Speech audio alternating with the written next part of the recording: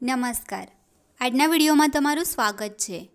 આવનારી પીએસઆઈ અને કોન્સ્ટેબલની પરીક્ષા માટે બંધારણના અગાઉની પરીક્ષાઓમાં પૂછાયેલા પ્રશ્નો આ વિડીયોમાં લીધેલા છે, જે આવનારી પરીક્ષામાં તમને ઉપયોગી બની રહે. આ ચેનલ લાઇક અને સબસ્ક્રાઈબ કરશો, જેથી દરેક વિડીયો તમારા સુધી પહોંચી શકે. પહેલો પ્રશ્ન છે, ભારતીય બંધારણના અનુચ્છેદ 1 અનુસાર ભારત પ્રદેશને ખાલી જગ્યા વર્ગમાં વર્ગીકૃત કરી શકાય? 2, 3, 4 કે 5? તો જવાબ આવશે ઓપ્શન બી 3. ભારત પ્રદેશને રાજ્ય, કેન્દ્રશાસિત પ્રદેશ અને અર્જિત ક્ષેત્રમાં વર્ગીકૃત કરવામાં આવેલું છે.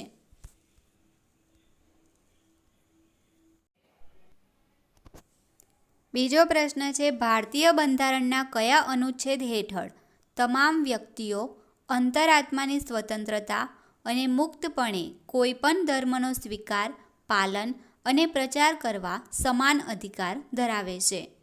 અનુચ્છેદ 23, અનુચ્છેદ 25, અનુચ્છેદ 27 કે અનુચ્છેદ 29? તો જવાબ આવશે ઓપ્શન બી અનુચ્છેદ 25.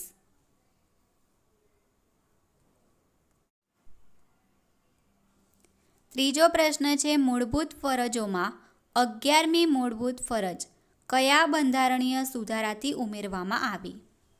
86માં બંધારણીય સુધારાથી, 42માં બંધારણીય સુધારાથી, 97માં બંધારણીય સુધારાથી કે 44માં બંધારણીય સુધારાથી? તો 11મી મૂળભૂત ફરજ 86માં બંધારણીય સુધારા 2002થી ઉમેરવામાં આવેલી છે.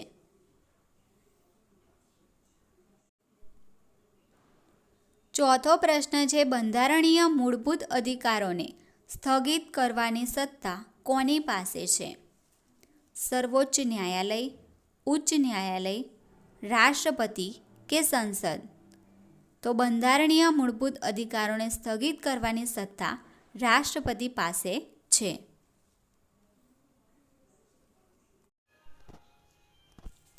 પાંચમો પ્રશ્ન છે, ભારતના બંધારણમાં કયા અનુચ્છેદમાં ધર્મ, વંશ, જાતિ, મૂળ જન્મસ્થાનને લઈને થતા ભેદભાવનો નિષેધ કરવામાં આવ્યો છે? અનુચ્છેદ 17, અનુચ્છેદ 16, અનુચ્છેદ 14 કે અનુચ્છેદ 15? તો જવાબ આવશે ઓપ્શન ડી અનુચ્છેદ 15.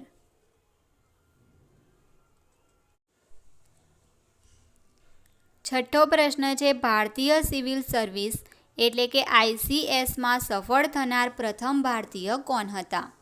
સત્યેન્દ્રનાથ ટાગોર, સુભાષચંદ્ર બોઝ, અબ્દુલ્લા યુસુફ અલી કે સુરેન્દ્રનાથ બેનર્જી? તો જવાબ આવશે ઓપ્શન એ સત્યેન્દ્રનાથ ટાગોર.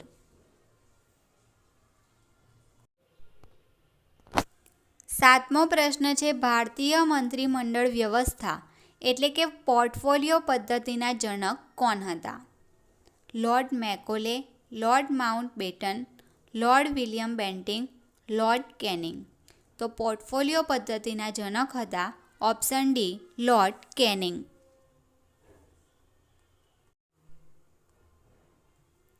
આઠમો પ્રશ્ન છે, 26 નવેમ્બર 1949ના રોજ ભારતનું સંવિધાન કોને અર્પિત કરવામાં આવેલ હતું? ભારતની પ્રજાને, લોકસભાને, રાજ્યસભાને કે અમને પોતાને? તો જવાબ આવશે ઓપ્શન ડી અમને પોતાને. નવમો પ્રશ્ન છે, નીચેના વાક્યો ચકાસો.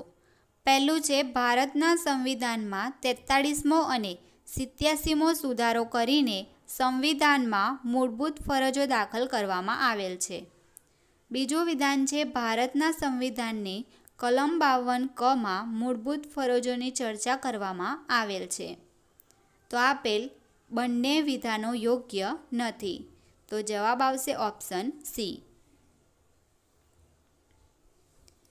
ભારતના સંવિધાનમાં 42મો અને 87મો સુધારો થયો હતો અને આર્ટિકલ 51 માં મૂળભૂત ફરજોની ચર્ચા કરવામાં આવેલી છે. 10મો પ્રશ્ન છે યોગ્ય જોડી જોડો. ભારતના બંધારણના અનુચ્છેદ. તો અનુચ્છેદ 14 તો આવશે કાયદા સમક્ષ સમાનતા. અનુચ્છેદ 16 તો જાહેર નોકરીમાં સમાન તક.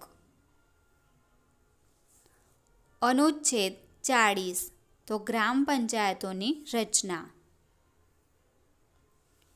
અનુચ્છેદ 43 તો કામદારો માટે નિર્વાહ વેતન.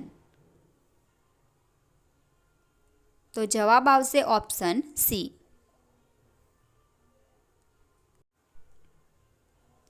11મો પ્રશ્ન છે નીચેનામાંથી કયો મૂળભૂત અધિકાર નથી?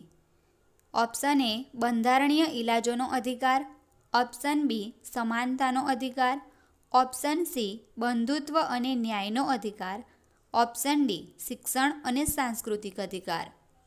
તો બંધુત્વ અને ન્યાયનો અધિકાર એ મૂળભૂત અધિકાર નથી.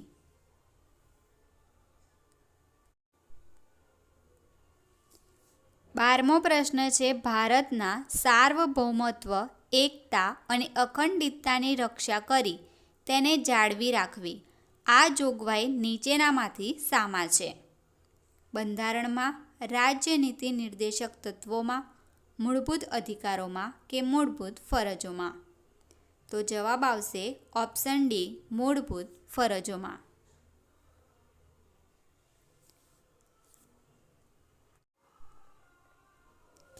13મો પ્રશ્ન છે સામાજિક સમાનતા એટલે શું?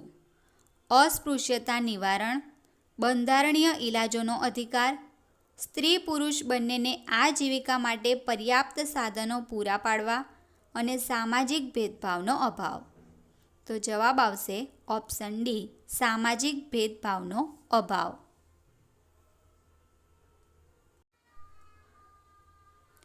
14મો પ્રશ્ન છે મૂળભૂત અધિકારોમાં કઈ બાબતની સ્વતંત્રતા મળતી નથી? વિચાર વ્યક્ત કરવાની આઝાદી, ભાષણ આપવાની આઝાદી, હડતાળ કરવાની આઝાદી કે શાંતિપૂર્વક પ્રદર્શન કરવાની આઝાદી? તો જવાબ આવશે ઓપ્શન સી હડતાળ કરવાની આઝાદી મૂળભૂત અધિકારમાં મળતી નથી.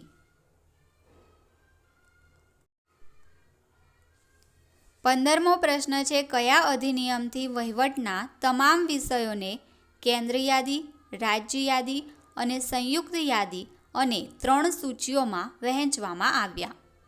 ભારતીય સ્વતંત્રતા અધિનિયમ 1947, ભારત શાસન અધિનિયમ 1919, ભારત શાસન અધિનિયમ 1858 કે ભારત શાસન અધિનિયમ 1935?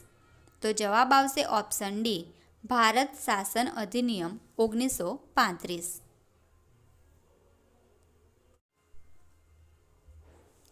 16મો પ્રશ્ન છે બંધારણના 42મા સુધારા દ્વારા નીચેનામાંથી કયો સિદ્ધાંત રાજ્યનીતિના માર્ગદર્શક સિદ્ધાંત સાથે જોડવામાં આવેલ હતો? ઓપ્શન એ ઉદ્યોગોના સંચાલનમાં કામદારોની ભાગીદારી, ઓપ્શન બી પુરુષ અને સ્ત્રી બંને માટે સમાન કાર્ય માટે સમાન વેતન, ઓપ્શન સી મજૂરો માટે જીવન નિર્માણ યોગ્ય વેતન તેમજ કાર્યની માનવીય દશાઓ સુનિશ્ચિત કરવી, અને ઓપ્શન ડી કાર્ય, શિક્ષા અને જાહેર સહાય મેળવવાનો અધિકાર. તો જવાબ આવશે ઓપ્શન એ ઉદ્યોગોના સંચાલનમાં કામદારોની ભાગીદારી.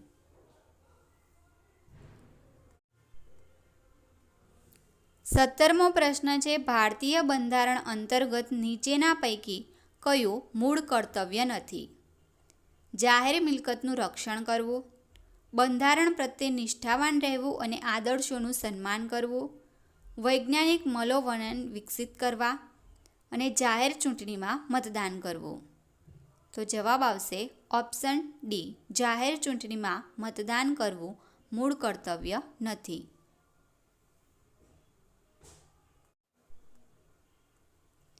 18મો પ્રશ્ન છે ભારતીય બંધારણની હિન્દી આવૃત્તિનું સુલેખન કરનાર કોણ હતા?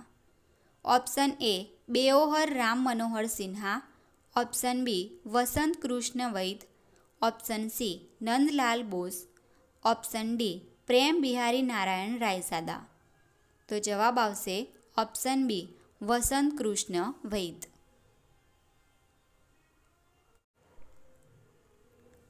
19મો પ્રશ્ન છે, નીચેના વાક્યો ચકાસો. પહેલું, ભારતના બંધારણમાં મૂળભૂત ફરજો કલમ 51 ક હેઠળ મૂકવામાં આવેલ છે. બીજું વાક્ય છે, મૂળભૂત ફરજો કુલ 2 સુધારાઓથી દાખલ કરવામાં આવેલી છે. તો આમાં આપેલ બંને વિધાનો યોગ્ય છે. તો જવાબ આવશે ઓપ્શન સી.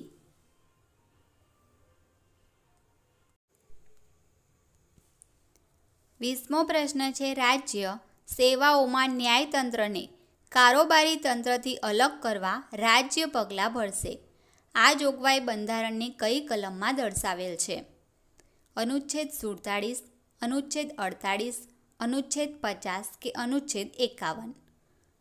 તો ન્યાયતંત્રને કારોબારી તંત્રથી અલગ કરવા રાજ્ય પગલાં ભરશે આ જોગવાઈ બંધારણના અનુચ્છેદ 50માં દર્શાવેલ છે.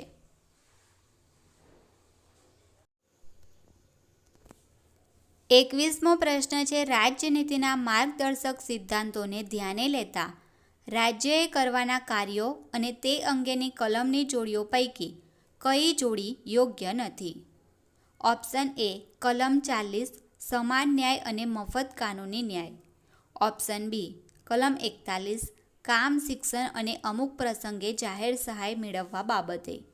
ઓપ્શન સી કલમ 42 પ્રસૂતિ સહાય માટેની જોગવાઈ. ઓપ્શન ડી કલમ 43 ઉદ્યોગના વહીવટમાં કામદારોની ભાગીદારી. તો જવાબ આવશે ઓપ્શન એ યોગ્ય જોડી નથી.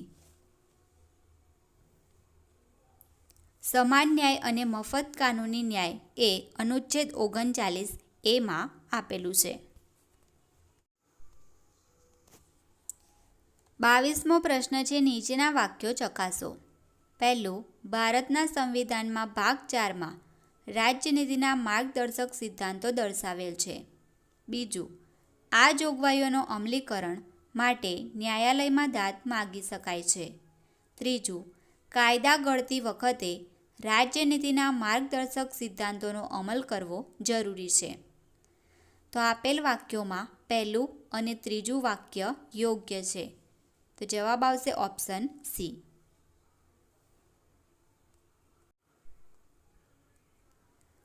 23મો પ્રશ્ન છે, નીચેના વાક્યો ચકાસો.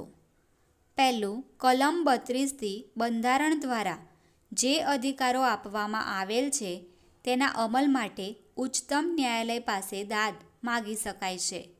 બીજું, બંધારણ દ્વારા આપવામાં આવેલ અધિકારોની અમલબજાવણી માટે અલગ અલગ 5 પ્રકારની રીત કરી શકાય છે. તો આપેલ બંને વિધાનો યોગ્ય છે. તો જવાબ આવશે ઓપ્શન સી.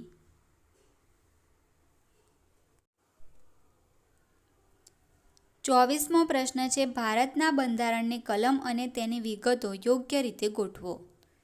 તો પહેલું છે અનુચ્છેદ 14, તો આવશે કાયદા સમક્ષ સમાનતા.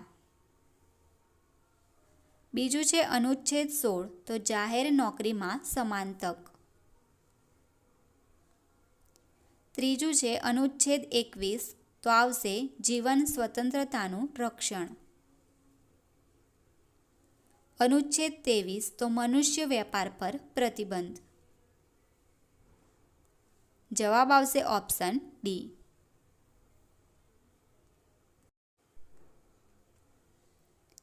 25મો પ્રશ્ન છે, શાહી ચાર્ટર એક્ટ દ્વારા ઈસ્ટ ઇન્ડિયા કંપનીની સ્થાપના કયા વર્ષમાં થયેલ હતી? 1453, 1600, 1605 કે 1610? તો જવાબ આવશે option B 1600.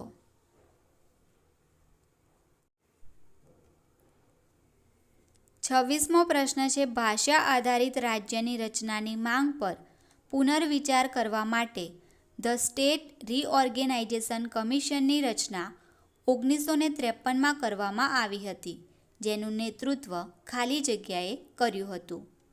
Option A Fazal Ali, option B K M Panikkar, option C H N. Kunzru, option D M C. Mahajan. તો જવાબ આવશે ઓપ્શન એ ફઝલ અલી.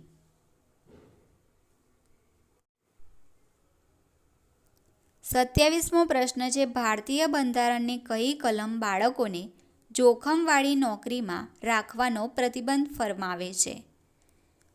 કલમ 20, કલમ 28, કલમ 21 કે કલમ 24? તો અનુચ્છેદ 24 એ ભારતીય બંધારણને બાળકોને જોખમવાળી નોકરીમાં રાખવાનો પ્રતિબંધ ફરમાવે છે.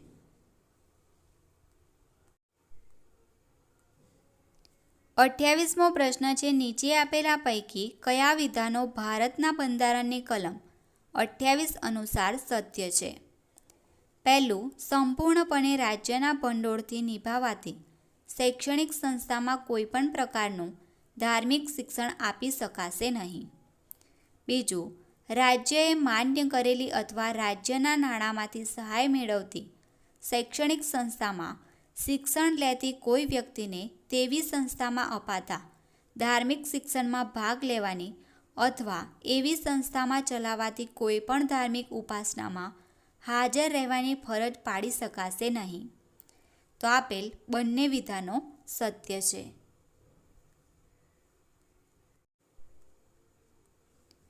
29મો પ્રશ્ન છે, ભારતના નાગરિક તેમની ભારતીય નાગરિકતા નીચેના પૈકી કઈ રીતે ગુમાવે છે?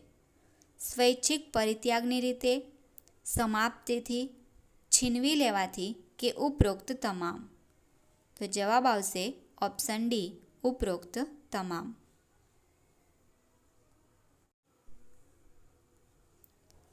30મો પ્રશ્ન છે, જવાહરલાલ નહેરુ દ્વારા ખૂબ જાણીતો ઉદ્દેશ્ય ઠરાવ એટલે કે ઉદ્દેશ્ય પ્રસ્તાવ વર્ષ ખાલી જગ્યામાં પસાર કરવામાં આવ્યો.